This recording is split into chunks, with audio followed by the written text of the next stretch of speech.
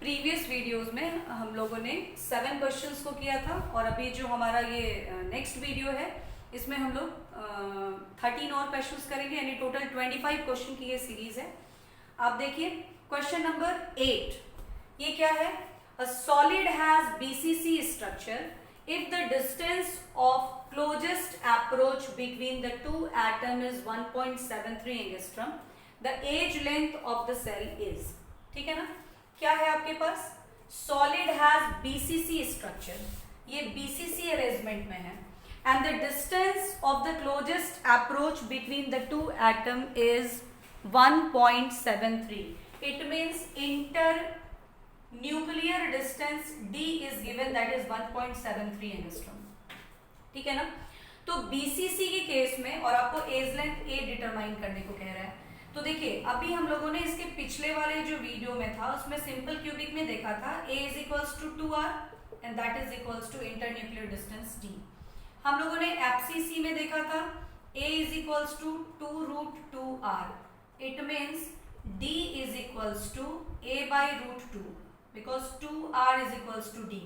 And for BCC हम लोगों ने देखा था A is equals to 4r by √3, 2r means D, therefore D is equals to √3a by 2। तो हम लोग के पास क्या रिलेशनशिप है D और A के बीच में? D is equals to √3a by 2। ठीक है, हमारे पास गिवन क्या है? we have given D की वैल्यू हमारे पास दी हुई है and we have to determine A। तो आप देखिए यहाँ पे क्या करेंगे? A is equals to 2D by √3, D हमारा कितना है? 1.73 एंड बाई √3 की वैल्यू 1.732 होती है, यानी अप्रॉक्स 1/1.73 हुआ, यानी कि ये हो गया आपको 2 एंगस्ट्रॉम। लेकिन ऑप्शन हमारा पिकोमीटर में है, तो जब हम लोग 2 एंगस्ट्रॉम को पिकोमीटर में चेंज करेंगे तो दैट इज 200 पिकोमीटर। क्योंकि देखिए 1 एंगस्ट्रॉम होता है 10⁻⁻10 मीटर एंड 1 पिकोमीटर होता है 10⁻⁻12 मीटर। तो एंगस्ट्रॉम और पिकोमीटर में क्या रिलेशनशिप है? 10⁻⁻2 का डिफरेंस है। तो अगर एंगस्ट्रॉम को पिकोमीटर में करना है तो 10⁻2 से मल्टीप्लाई करेंगे, और अगर पिकोमीटर को एंगस्ट्रॉम में कन्वर्ट करना है तो 10⁻⁻2 से करेंगे।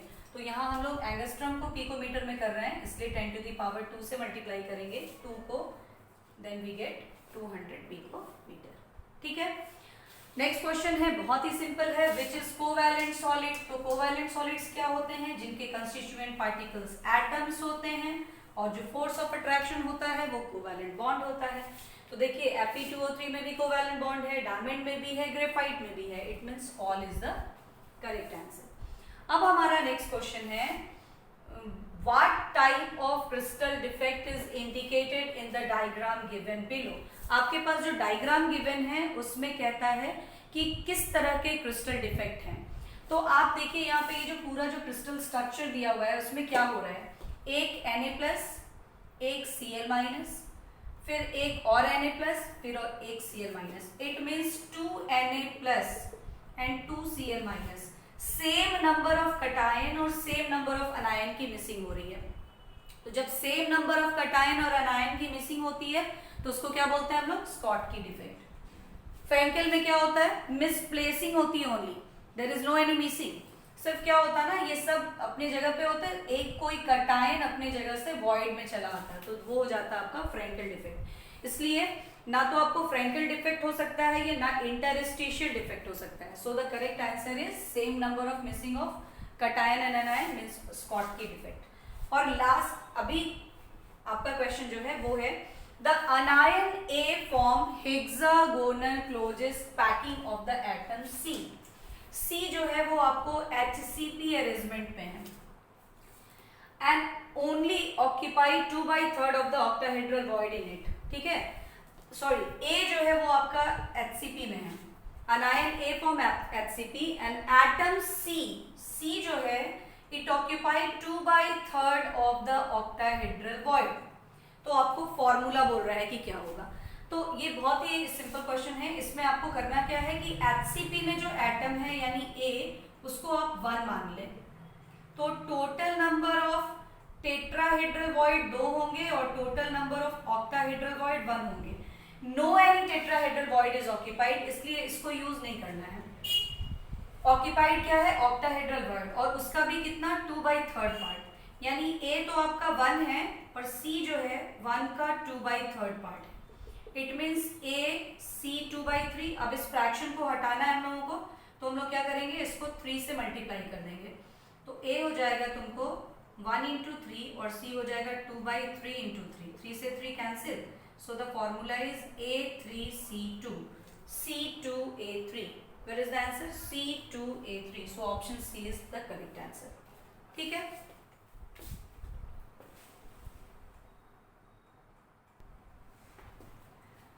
पिछली वीडियोस में भी जो हम लोगों ने 7 क्वेश्चंस किए थे, दे आर वेरी इंपॉर्टेंट, और उसमें बहुत सारे कुछ ऐसे भी टॉपिक्स थे जिनको जो न्यू थे, जिनको मैंने डिस्कस किया था, और कुछ टॉपिक्स ऐसे भी थे जिनकी मैंने पूरी रिवीजन की है पूरे चैप्टर की। इसलिए आप प्रीवियस वीडियोस को भी देख लेंगे अगर आप चाहते हैं तो, और अगर आपको ये वीडियोस अच्छा लग रहा है तो प्लीज लाइक, शेयर और सब्सक्राइब भी करते चलिए। देखिए अब हम लोग आते हैं next question number 12। The mass of unit cell of CSCl corresponds to CSCl। अब आप देखिए क्या CSCl क्या है? BCC अरेंजमेंट में। इट मीन्स इसमें जो CS+ है वो सेंटर पे है, और ये जो Cl- है ये ऑल 8 कॉर्नर्स पे अवेलेबल होते हैं, ठीक है ना। तो इनका जो कोऑर्डिनेशन नंबर रेशियो है वो 8:8 है। अगर हम NaCl के केस में आते हैं तो हम लोग देखते हैं कि Cl- पूरे फेस पे होता है और पूरे कॉर्नर्स पे, यानी एब्सिसी अरेंजमेंट में होता है, और ये जो होता है Na+ वो बॉडी के सेंटर पे और एजेस पे, 12 एजेस पे होते हैं, ठीक है। And each Na+ touches to 6 Cl- and each Cl- touches to 6 Na+. So the coordination number ratio is 6:6। ZnS में हम लोग देखे थे कि ये जो है ये आपको एब्सिसी अरेंजमेंट यानी कॉर्नर और फेस को ऑक्यूपाई करता है, और ये जो है ये तुमको आपको half of the tetrahedral void को ऑक्यूपाई करता है, यानी कि 4:4 इसमें कोऑर्डिनेशन नंबर रेशियो होती है, ठीक है ना। 1 Zn2+ touches to 4 sulphide ion and 1 sulphide ion touches to 4। तो ये तीनों की कोऑर्डिनेशन नंबर तो आपको बिल्कुल ही याद रखनी है, और उसी रिस्पेक्टिवली अगर हम नंबर ऑफ एटम्स कैलकुलेट करते हैं, आयंस कैलकुलेट करते हैं, तो CSCl में हम लोगों ने क्या देखा कि CS+ ऑक्यूपाइज द सेंटर, तो ये सेंटर को ऑक्यूपाई करेगा, यानी पूरा होल CS+ जो है एक सेंटर पे होगा, and Cl- occupies corners. Corners means 8 into 1/8, यानी कि ये भी 1 होगा। तो यहाँ हमारा जो ऑप्शन होगा वो होगा 1 CS+ एंड 1 Cl-, ठीक है ना। अगर आप NaCl के केस में इसको कैलकुलेट करते हैं तो ये ऑक्यूपाई करता 6 फेस एंड 8 कॉर्नर यानी 4, और ये ऑक्यूपाई करता 12 एज एंड 1 बॉडी सेंटर यानी कि 4। तो इसमें 4 Na+ और 4 Cl- पर यूनिट सेल होते हैं। फिर आप जब ZnS में करते हैं तो फिर आपको वो भी 4 ही आते हैं, ठीक है ना। तो ये सब हम लोगों ने क्लासेस में किया था, और हमारे लिए ये CSCl के लिए है, तो CSCl means 1 CS+ and 1 Cl-। Okay, next हम आते हैं graphite is an example of. ये तो बहुत ही सिंपल है। ग्रेफाइट क्या है? कोवैलेंट सॉलिड है, so the option 2 is correct.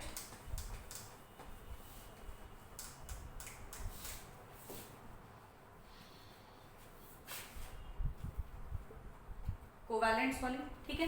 Next हम आते हैं, नेक्स्ट क्वेश्चन नंबर 14 हम लोग देखते हैं। 14 क्या है? 14 है the inter metallic compound LiAz has a cubic crystalline structure in which each Li atom has 4 nearest neighbor, यानी एक के साथ 8 नेबर जो है वो टच कर रहे हैं, ठीक। कोऑर्डिनेशन नंबर मतलब 8 हो गया। And vice versa, vice versa means what? Means ये कि ईच लिथियम से 8 Ag+ है, तो ईच Ag+ से 8 Li+ है। इट मीन्स की coordination number ratio is 8:8, and this is for BCC arrangement, so the BCC arrangement is the correct answer, ठीक है। नेक्स्ट पे आपको बिल्कुल स्ट्रेट थ्योरेटिकल क्वेश्चन है। द अरेंजमेंट ABC तो आपको पता है कि A B type of arrangement जो होता है 3 डायमेंशनल क्लोज पैकिंग में, that is of hexagonal close packing. और जब फर्स्ट, सेकंड और थर्ड लेयर बिल्कुल डिफरेंट होते हैं और फोर्थ लेयर फर्स्ट लेयर के सिमिलर आता है, तो आपको क्यूबिक क्लोज पैकिंग होती है। तो the option D is correct. ठीक है, अब हम आते हैं क्वेश्चन नंबर 16 जो न्यूमेरिकल है। इसको हम लोग देखते हैं कैसे करेंगे।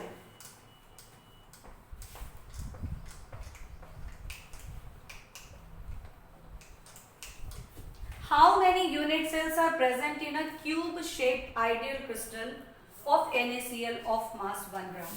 हमारे पास है NaCl, it means FCC arrangement, it means Z is equals to 4, यानी 4 atom per unit cell NaCl के केस में होगा, यानी 4Na प्लस 4Cl माइनस। ठीक है, और इसका कितना मास लिया गया है 1 ग्राम। तो कहता है आपको कि कितने यूनिट सेल्स होंगे जब हम इसका 1 ग्राम लेंगे। तो सबसे पहली बात कि ये जो NaCl FCC अरेंजमेंट में है, ये तो मेरे को पता हो गया कि आप 4 एटम्स होंगे तो 1 यूनिट सेल होगा। ठीक है ना, क्योंकि FCC है, Z इज इक्वल्स टू 4 है, means 4 atoms are present in 1 unit cell. तो कितने यूनिट सेल्स होंगे 1 ग्राम के लिए?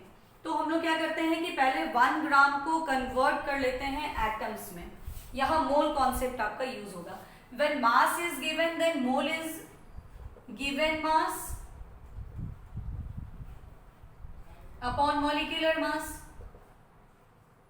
ठीक है ना, तो हमारा ये क्या हो जाएगा, गिवन मास कितना है 1 and molecular mass of NaCl is sodium का 23 एंड इसका 35.5, so it become 58.5। This is the mole. तो आप नंबर ऑफ एटम निकालेंगे तो 1 मोल में नंबर ऑफ एटम्स कितने होते हैं 6.022 इंटू 10 टू द पावर 23, है ना। यहाँ मॉलिक्यूल्स निकलेंगे क्योंकि ये NaCl है। NaCl is a molecule, is a compound. तो यहाँ पे हम लोग मॉलिक्यूल्स देखेंगे। तो यानी यहाँ पे जो पार्टिकल्स प्रेजेंट होंगे, आप मॉलिक्यूल या एटम का लफड़ा ही हटाइए, पार्टिकल्स लिखिए। 4 पार्टिकल्स इन 1 यूनिट सेल्स। तो यहाँ पे हम पार्टिकल्स निकालते हैं फॉर इतने मोल के लिए। ये कितना हो जाएगा, चूंकि 1 मोल में एवोगैड्रो नंबर के इक्वल पार्टिकल्स, तो 1/58.5 मोल में कितने हो जाएंगे, तो हम इसको एवोगैड्रो नंबर से मल्टीप्लाई कर देंगे। इतने पार्टिकल्स हमारे होंगे अवेलेबल इन 1 ग्राम। तो 4 पार्टिकल्स होने पर 1 यूनिट सेल है, तो 1 पार्टिकल्स होने पे कितने यूनिट सेल होंगे 1/4 यूनिट सेल्स। और हमारे पास कितने पार्टिकल्स हैं 1/58.5 into 6.022 into 10 to the power 23 particles हैं। So 1/4 into 1/58.5 into 6.022 into 10 to the power 23। जब हम इस पूरे क्वेश्चन को सॉल्व करेंगे तो हम लोगों को ऑप्शन मिलेगा, ऑप्शन नंबर ए, यानी 2.51 इंटू 10 टू द पावर 21। आप इसको सॉल्व करके चेक कर लेंगे, इन दोनों को मल्टीप्लाई करेंगे और इस डाटा को इससे डिवाइड कर देंगे, फिर आपको मिल जाएगा ऑप्शन। ठीक है,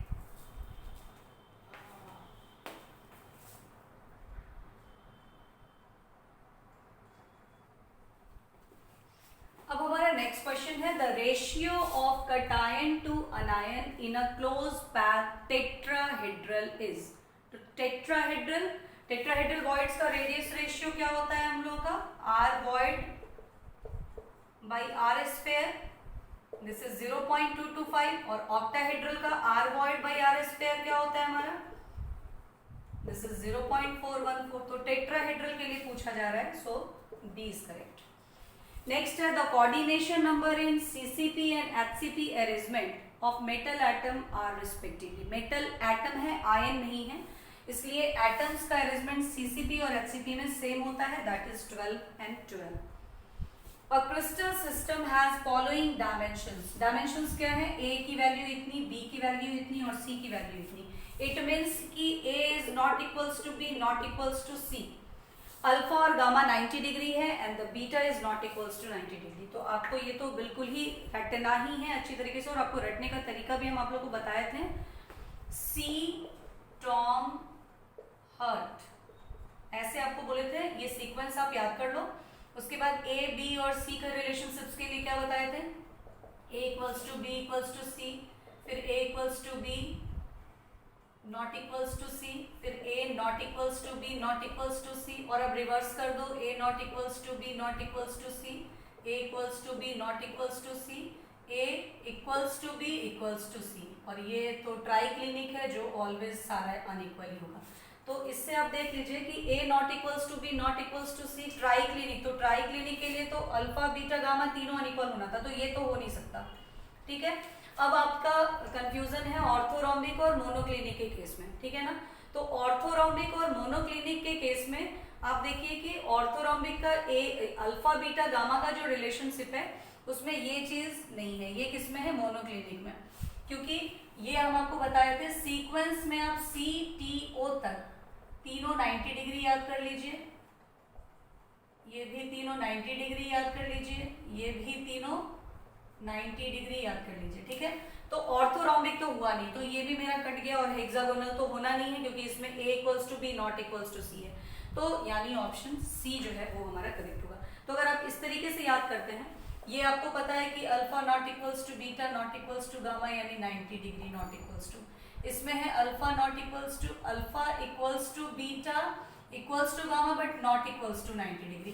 तो इतने 5 तो एंगल्स हम लोगों को बहुत इजीली याद होंगे, ये 2 में होता है थोड़ा कंफ्यूजन, तो आप थोड़ी सी प्रैक्टिस करेंगे वो भी आपको याद हो जाएगा। ठीक है, तो इस तरीके से हमारा क्वेश्चन नंबर 20 भी हो गया। अब हम आते हैं in a primitive cubic lattice the percentage of void. तो primitive cubic lattice means simple cubic, simple cubic में 52.4% एफिशिएंसी होती है, यानी ऑक्यूपाइड होता है, तो अनऑक्यूपाइड कितना होगा, 100 माइनस 52.4%, और ये आपको क्या हो जाएगा 47.64%। ठीक है, नेक्स्ट हम आते हैं TlCl has NaCl structure, the coordination number of Tl plus in TlCl is, तो NaCl हम लोग ऑलरेडी पढ़ रहे हैं कि ये 6:6 कोऑर्डिनेशन नंबर रखते हैं, तो Tl प्लस का कोऑर्डिनेशन नंबर भी 6 हो जाएगा, यानी कि option number B.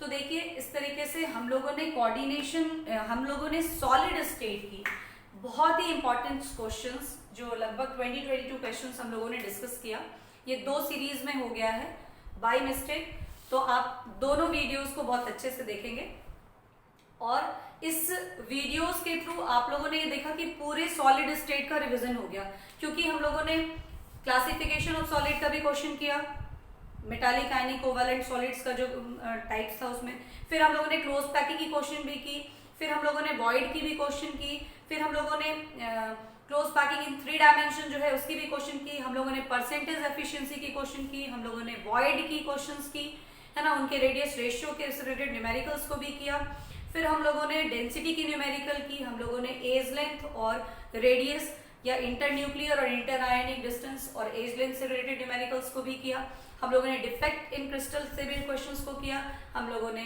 Properties of solid इस पर बेस्ड भी क्वेश्चंस को किया।